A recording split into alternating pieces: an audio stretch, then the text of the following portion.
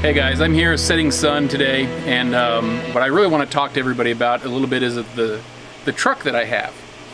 It's a truck that I bought over 2 years ago with a dream of having it be a staple piece, an advertising piece for the ranch, haul around some food to farmers markets, things of this nature.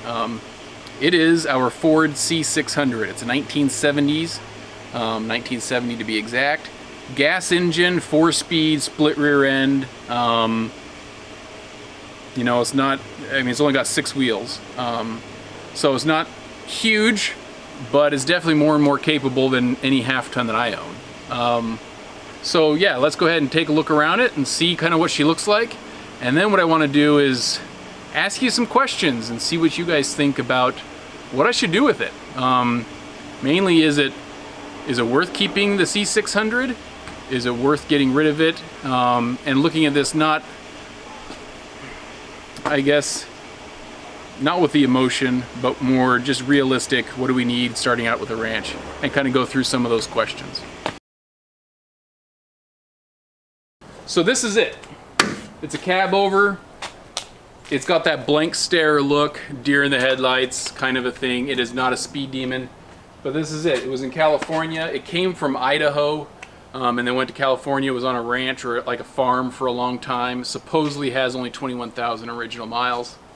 I'm not sure I believe that, but maybe. So this sucker is a gas engine. It's got a 330 cubic inch engine in it. It is what it is. It's got a flatbed on the back. It's about 14 or I don't know, it might be 12 feet long. And then it's got an extra 2 feet drop off here on the back. And just these boards on the side, so, you know, it is what it is. I mean, I've got tons of tie down points. This is great. I kind of like it, but yeah. So it's 2.5 ton, meaning it's got a 21,000 gross vehicle weight rating. It can haul a ton of stuff, man. I don't even know what to put in it to haul that much, but it's kind of short and stubby. I kind of like the bed, but maybe it's not as useful. Cab over, and you just got tons of access to everything. So let's just check it out inside and kind of see what it looks like. All right, so this is the basic interior, right? Plush and dirty. You know, that's what it is. Really basic controls. Love the steering wheel. It's a killer. We got our vacuum gauge, miles per hour, RPM, oil, temp, alt fuel. So there it is. You got your light and wiper with your cigarette lighter. Down here on the other side, you've got choke, throttle, and vent. So there are some other things down here, defrost, kind of heat, but there is no air conditioning. So this is a very just basic thing. Parking brake.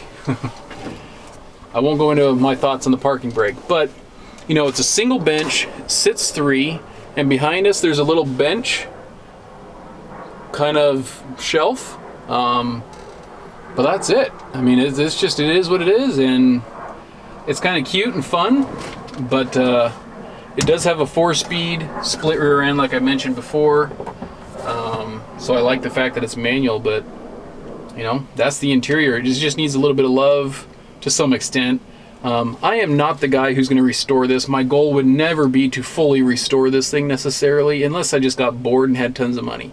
But I want it reliable, and I want it working mechanically with the way it should. So that just means functionally get the parts that needed it to make it work and run. And then do enough with the exterior and beautification to make it worth it. But, you know, I personally want to throw a couple of balls on the back end of this thing, but my wife won't like that. She's shaking her head at me right now. So let's just check out the engine compartment. 2 handles, double levers to go ahead and get it up. And this is the beauty of the cab over. Everything is sitting right in front of you. Everything. Now, it's had some stuff done by previous owners. I just want everything checked out, looked at, make sure everything works okay. But the part I love is the fact that it's all right here. Wires, radiator, belts.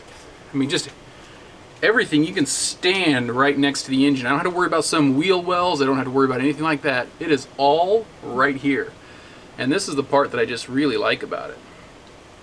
Besides the fact that nobody and their dog has this on your street, you don't ever have to worry about that. Nobody has this thing. So I kind of like having vehicles that are unique, that are quirky, that have their little weirdness about them. I grew up with a 1961 Chevy van, short wheelbase, 4 on the column. That sucker was weird, but it was fun to drive. Had a lot of stories about that. But anyway, this is it. This is the engine. Battery down here, and you just hit your head on stuff, but you know, nothing much to it. So out of all the cute little things that I kind of like about this thing, there are a few things that I don't like about it. Parts, I think I found somebody that can get parts. This thing is super old, and they made it for decades, since like I think the 50s or something like that. Hardly even changed up into the 90s. But Napa Heavy Duty is, I think, the only place that I can find that gets parts for these things. I guess the parts that I don't like are the wheels. The wheels themselves have a lot of tread, but they're old, so I'm gonna have to replace the wheels. It has split rims. I do not want anything to do with split rims. Maybe I'm ignorant, but I don't really care. I do not want split rims. And so I look at this and I say, to get this thing mechanically up to date, it needs to have some stuff put into it. I need all new rims, I need all new tires. I don't know, there is some leaks, so I need to get those things fixed. I need to get a paint job. I need to fix the rear end, the solenoid between high and low. And I start adding all this stuff up, and I think, you know, I could be 10 grand into this thing, 15 grand. If I do anything with a back bed here, make it longer without a dovetail, things of this nature, I mean, that's just gonna cost that much more money. So the other thing I don't like is that it's 2-wheel drive. The property has a lot of sandy soil to it, and it has some slopes. Being that it's only 2-wheel drive, this thing isn't going to drive out on the pasture. The truck would have been stuck, and the tractor would have been stuck if they never had 4-wheel drive. So this is limited to paved areas or graveled areas, roadways, things of that nature, but will not be on pasture because it has a very high likelihood of being stuck.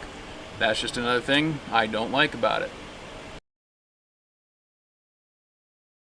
I picture when we have this ranch, I personally right now just have my hay delivered. I pay a $100 fee to get 20 bales of hay. All right. I don't typically get a lot of things that are super heavy. Things are bulky sometimes, but I kind of look at this and say, look, if I had myself a 3/4 ton truck, I could pull a flatbed deck over trailer. I could pull whatever trailer I want, a dump trailer or whatever else. Lower height. This has a really high deck height. But I would say the best uses for this may be hauling water, hauling anything. But if it's gravel or it's other things like that, the bed has to be changed, which again is more money. So I really see that the value of this really comes into either hauling some bales of hay to portions of the farm, but it's not going to go on pasture. Maybe it's hauling water to different water tank areas. Maybe it's picking up food feed for pigs, or you know, just a couple of bales of hay if I had to, or material supplies, fencing. Can it be done with something else? You know, somebody might ask, you know, well, what if you put your tractor on it? It's not long enough. What about hauling animals and putting like big sides on this and buffalo? You know, this has a really high center of gravity. I could maybe throw some pigs in it if I had put some sides, but I could throw it into a trailer too, and that trailer could be used for buffalo, pigs, whatever else I wanted. So my uses are not anything that requires, I think, something like this, but I could probably use it for things that I could just use in other ways, but because I have this, I would use it for this maybe. Is it worth keeping it? Is it worth using it? I don't know. Like I just said, there's a lot of uses that we could probably do with this, but I could probably go spend 7-8 grand on a trailer, maybe another 4 grand on another trailer, and if I just had a truck, I could probably do everything that I would have wanted to that way that this thing could have done. Mechanically, I've got to worry about parts and everything else with this, whereas if I just had a newer truck that could tow all the trailers, I wouldn't have to worry about it. So I'm looking for your guys' input. Please let me know. 1970 Ford C600. I think it's got some nostalgia to it. It's kind of cool. It's unique. I like that. I'm not saying maybe I'd still get rid of it, but is it worth keeping on the ranch, or do I worry about some other way and do it? Its gross vehicle rating, as I said, was 21,000 pounds. I do not need a CDL to drive this thing, but if I start towing anything behind it, I'll start needing a CDL. What do you guys think? Do you like it? Should I start restoring it to some extent? Do you guys want to see that kind of stuff? Let me know. But otherwise, this is what it is, and I don't know what I'm doing with it yet. My wife would say, if you want it, give us an offer. But, you know, definitely. As always, like and subscribe. We really would appreciate when you like it. You know, the video, just while you're down there, hit the subscribe button. We really do appreciate it. But anyway, we wish you guys, as always, a happy holidays. Christmas is upon us. It's coming up closer. Stay warm. Enjoy the season. Try not to stress out about 2020 or 2021. But anyway, enjoy.